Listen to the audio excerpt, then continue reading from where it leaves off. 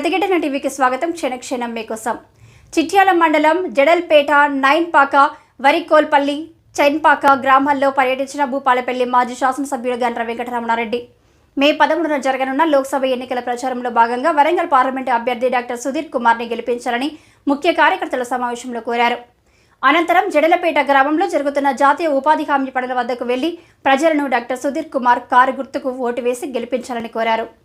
ప్రతి ఇంటికి 18 ఏళ్లు దాటిన ప్రతి మహిళకు, అత్తకు, కోడలకు 18 ఏళ్లు దాటిన బిడ్డ ఉంటే అందరికి కూడా 2500 రూపాయలు గృహలక్ష్మి కింద ఇస్తామని చెప్పిండ్రు. మరి ఇప్పటి వరకు కూడా విధి విధానాలు లేవు, దాని మీద ఇప్పటి వరకు కూడా ప్రస్తావన లేదు. మరి మహిళలు మన ఇంట్లో వాడుకునే గ్యాస్ సిలిండర్ కూడా 500 రూపాయలకి ఇస్తామని చెప్పిండ్రు, దాని మీద కూడా ఏం లేదు. మన ముఖ్యంగా రైతులకు 15,000 రూపాయల రైతు బంధు ఇస్తాం, మరి 10,000 రూపాయలు కాదు 5,000 పెంచిస్తామన్నారు. మరి మొన్న ఇయ్యకపోతే ఈ ఎన్నికల సందర్భంలో కేసీఆర్ గారు బయటకు వచ్చి గట్టిగా మాట్లాడినాకనే నిన్నటికెళ్ళి మొదలైనవి పడడం. ఎవరికైతే 4 ఎకరాలు 3 ఎకరాల వరకు పడ్డాయి, మిగతా వాళ్ళకు నిన్నటికెళ్ళి పడడం అనేది మొదలైంది. దాంతో పాటుగా మరి ముఖ్యంగా మనం వడ్లు పండిస్తే 500 రూపాయలు బోనస్ ఇస్తామన్నారు. మరి వానకాలం అయిపోయింది, యాసంగి కూడా అయిపోయింది, ఇప్పటి వరకు బోనస్ అనేది కూడా ఏం చర్చకు రావడం లేదు. ఇట్లా చాలా విషయాలలో ఈరోజు ప్రభుత్వం మరి పూర్తిగా నిర్లక్ష్య ధోరణిని అవలంబిస్తూ ఈరోజు 2 లక్షల రుణమాఫీ డిసెంబర్ 9వ తారీఖు నాడు సంతకం పెడతా నాకు అవకాశం ఇవ్వమన్నాడు. 9వ తారీఖు నాటి నుంచి ఇప్పటి వరకు కూడా దాని గురించి మాట్లాడడం లేదు. నిన్న మొన్న గట్టిగా అడిగితే దేవుళ్ళ మీద ఒట్లు పెడతా ఉన్నాడు. ఏ ఊరి పోతే ఆ దేవుని మీద ఒట్టు పెట్టి మాకు అవకాశం ఇవ్వండి, ఆగస్టు 15కి ఇస్తా అని చెప్తా ఉన్నాడు.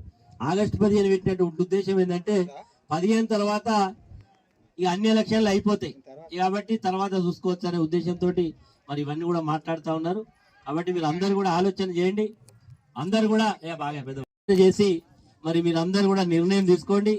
మరి మొన్న జరిగినటువంటి ఎన్నికల్లో మేము ఓటమి పాలైనా ఈరోజు ప్రధానమైనటువంటి ప్రతిపక్ష పాత్రను పోషించాల్సినటువంటి బాధ్యత మీరు ఇవ్వడం జరిగింది. కాబట్టి ప్రతిపక్ష పార్టీగా అధికార పక్షం మీద ఒత్తిడి చేసి ఈరోజు ఎన్నికల హామీలు అమలు చేయడానికి మేమంతా ప్రయత్నం చేయాలంటే మీరు రేపు జరగబోయేటువంటి పార్లమెంట్ ఎన్నికల్లో మరి బీఆర్ఎస్ పార్టీ తరఫున పోటీ చేస్తున్న డాక్టర్ సుధీర్ కుమార్ గారి కారు గుర్తు మీద ఓటేయమని మిమ్మల్ని అందరినీ కూడా విజ్ఞప్తి చేస్తా ఉన్నాం.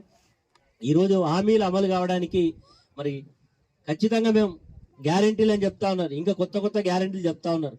గ్యారంటీలు అమలు కావడం కొరకు మరి అందరూ కూడా సహకరించండి.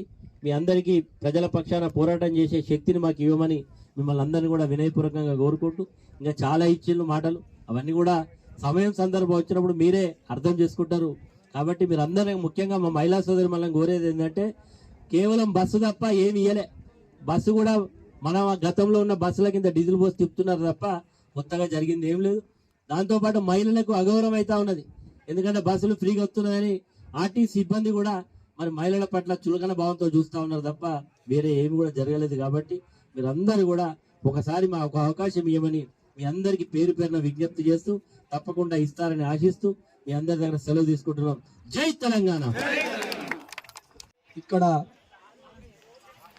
వీళ్ళందరూ కూడా అటువంటి అభివృద్ధి సంక్షేమాలు అన్ని కూడా చూసిర్రు. మరి ఈ ప్రభుత్వం వచ్చి 5 నెలలు కావస్తా ఉన్నది, మనకు అనేక హామీలు ఇచ్చిర్రు. మరి మీరు అందరు కూడా చూస్తూ ఉన్నారు. వాటర్ కానీ తర్వాత కరువు ఏర్పడ్డది, వాళ్ళకి ఇబ్బంది కదా కోసం. కాబట్టి ఈ రోజు మళ్ళా తెలుసుకున్న 2000 పెన్షన్ కూడా ఇవ్వడం కార్యక్రమం నిన్న నుంచే స్టార్ట్ అయింది. మనం అన్నందుకే మనం ప్రతిపక్షాల నుండి ఎంబడి పడితేనే 2000 పెన్షన్ పడ్డది, ఇలా రైతు బంధు పడ్డది. ఈరోజు వడ్డకి 500 రూపాయలు బోనస్ ఇస్తా అన్నాడు, ఇచ్చిండానే మీ ఊళ్ళో వడ్డు పడలే, యాసంగి వడ్డు కొన్నాడు 500 ఎక్కువ పెట్టి. అవి కొనేటువంటి దిక్కులు 1800లకు అమ్ముకుంటాను.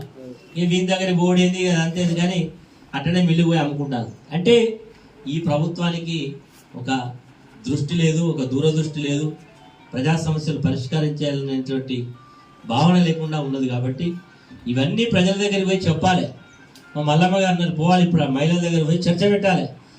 మనకు ఓటేమని అడిగినప్పుడు అడిగి మరి గతంలో 4 నెలల కింద ఓట్లు వేసినప్పుడు ఇవన్నీ చెప్పింది, అది ఇచ్చిట ఇత్త వాళ్ళకేం లేకపోతే మాకేళ్ళంటే ఖచ్చితంగా మీకే ఇస్తామంటారు. వానికి తిడతాలి కొంతమంది అయితే మన సంగతి చెప్తాం, ఆగు ఓట్లు రాని మన సంగతి చెప్తా ఉంటా ఉన్నారు. ఓటమి గెలుపుకు ఇవన్నీ కులమానాలు కాదు.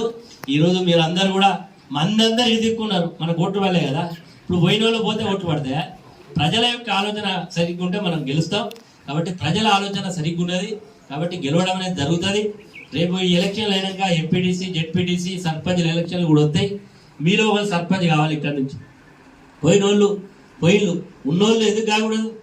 ఆయన దగ్గర ఉన్నదేంది, మీ దగ్గర లేనిదేంది? మంచి యొక్క మన నడవడిక ఉంటే ఖచ్చితంగా మీరు వాళ్ళు సర్పంచ్ అవుతారు, వాళ్ళు ఎంపీటీసీ అవుతారు, వాళ్ళు జెడ్పీటీసీ అవుతారు, వాళ్ళు ఎంపీపీ అవుతారు, వాళ్ళు పిఎస్సీ చైర్మన్ అవుతారు, వాళ్ళు వార్డు సభ్యులు అవుతారు, వాళ్ళు ఉప సర్పంచ్ అవుతారు. మీలో ఒకరు కావాలి. మన పార్టీ ఇక్కడ బలమైన పునాదులు ఉన్నాయి. మనం పనిచేసినాం. నిద్రపోయేదో పని చేయకుండా ఓట్లు అడుగుతలేము. ఈరోజు ఎక్కడ సంటలను ఎవరు చర్చ పెడతారు రమ్మంటే ఎవడో రమ్మనండి.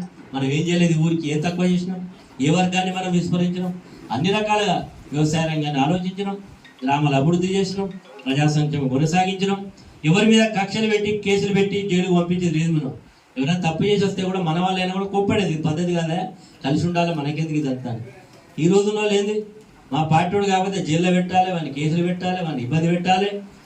ఇబ్బంది పెట్టినాక పోయినాక మళ్ళీ వాడిని నా దగ్గర రావాలి, వాడు కండవ కప్పుకోవాలి, అప్పుడు టైం పడి ఉండాలి. ప్రేమతోడు ఉన్నోడే ఉంటలేడు, భయపెట్టినోడు ఉంటాడే. ఎంతసేపు ఉన్నా తాత్కాలికమైన విషయం కూడా గుర్తెరుగుతూ బాగుంటుందని తెలియజేస్తూ మరి మీరు అందరూ కూడా కలిసికట్టుగా పనిచేస్తే రేపు ఖచ్చితంగా 9 పాకలో పార్లమెంట్ అభ్యర్థికి మనకు మెజారిటీ వస్తుంది. నాకు పూర్తి విశ్వాసం ఉందని కూడా మీ సందర్భంగా తెలియజేస్తున్నా. పనిచేయమని కోరుకుంటూ మళ్ళీ నేను రావడం సాధ్యం కాదు.